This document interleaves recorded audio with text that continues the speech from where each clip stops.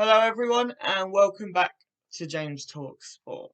Today I'm going to be talking you through stage 12 and 13 of the Tour de France.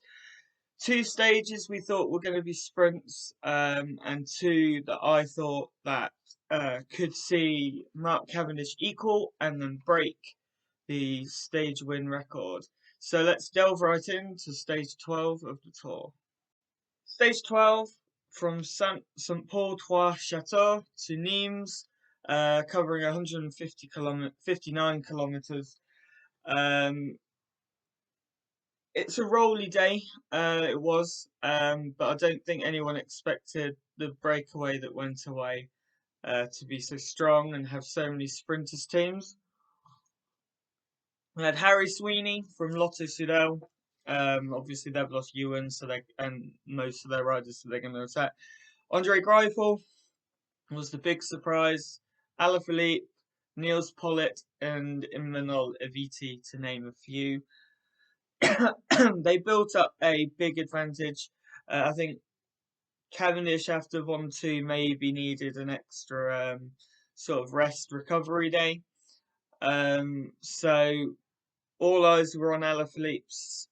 There was a climb inside the last 20-30k that maybe we thought, okay, that's where he's going to attack and go away and win or drop the riders. But it was actually three strongmen. Harry Sweeney, Imanol Eviti, and Niels Pollitt got away. Looked as if they were going to contest the sprint, where I think Niels Pollitt would have still have been favourite.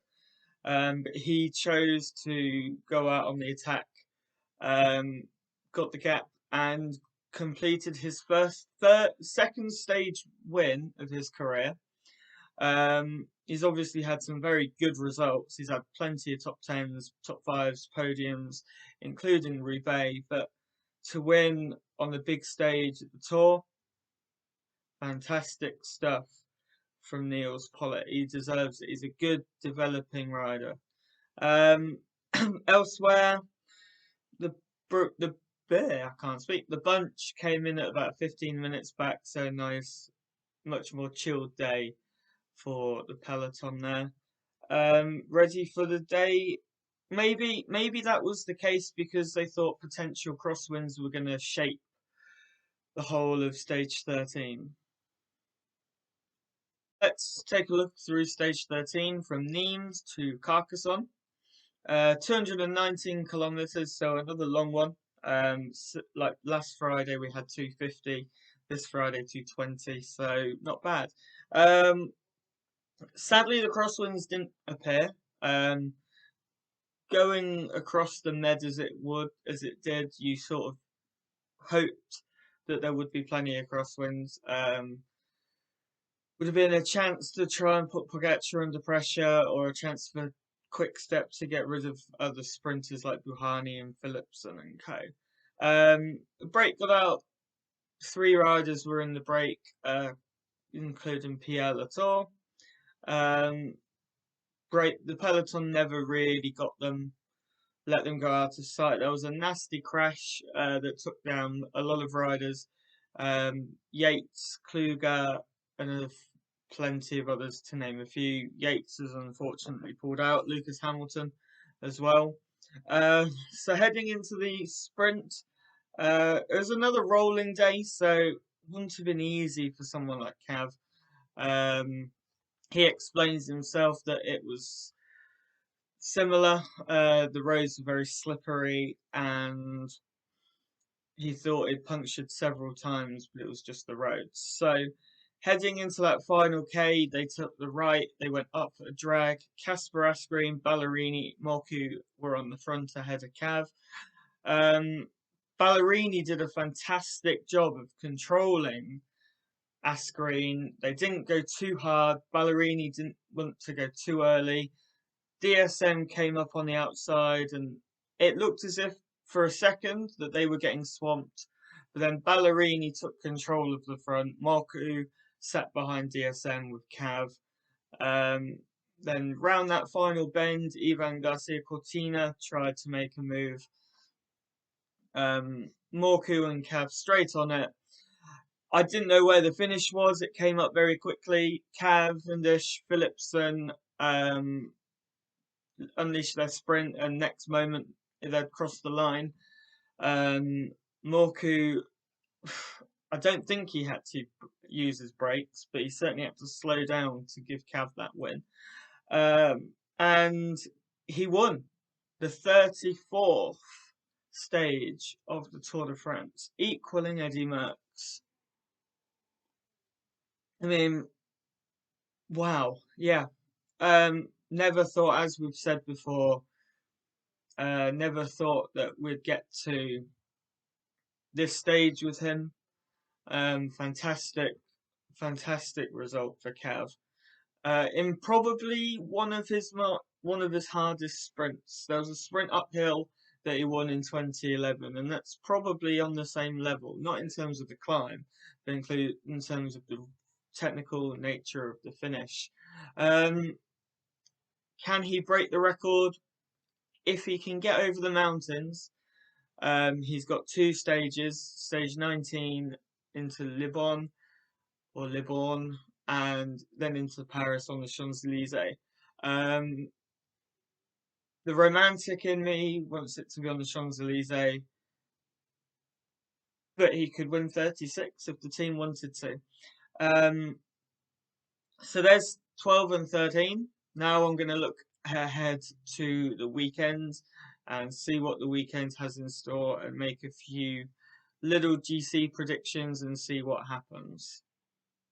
Stage 14 is from Carcassonne to Quillan, 183 kilometers, and it's got a breakaway written all over it. There's a Cat 3, Cat 2, Cat 2, Cat 3, Cat 2, where the bonus sprint is, and then you've got a 16-17k descent into Quillan. I think, to be honest, it's got a breakaway written all over it. It's not a day where anyone can put Pogačar or the podium under pressure.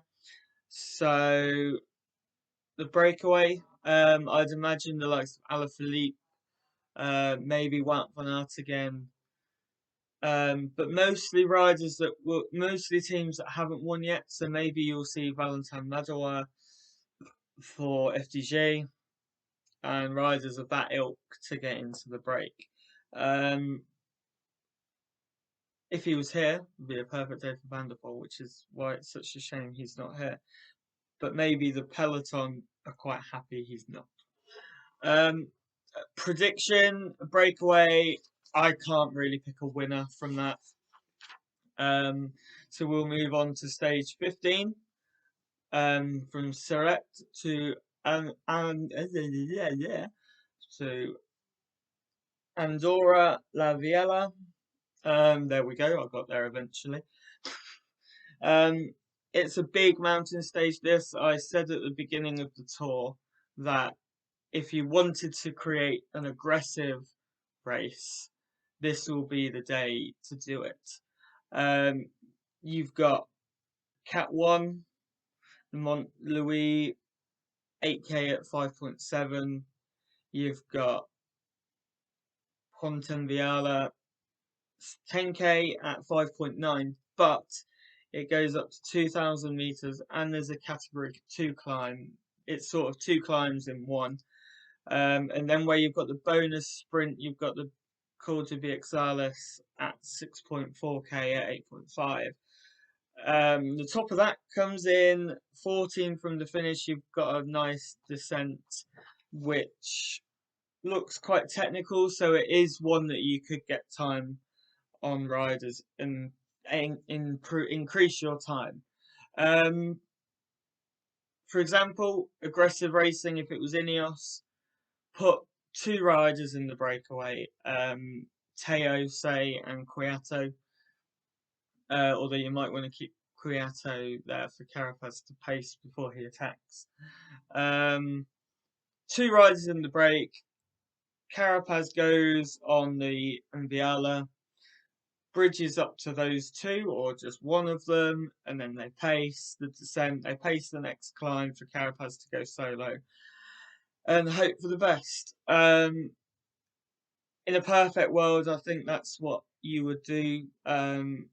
It's not going to put Pogacar under pressure. He doesn't, he's got plenty of time to play with, but it'll put the likes of Uran, Vindegaard, and even Carapaz, if another team does it, under a lot of pressure. Stage win, I think I'm going to say it's going to be a GC rider, and I am going to say Jonas Vingegaard for the stage win.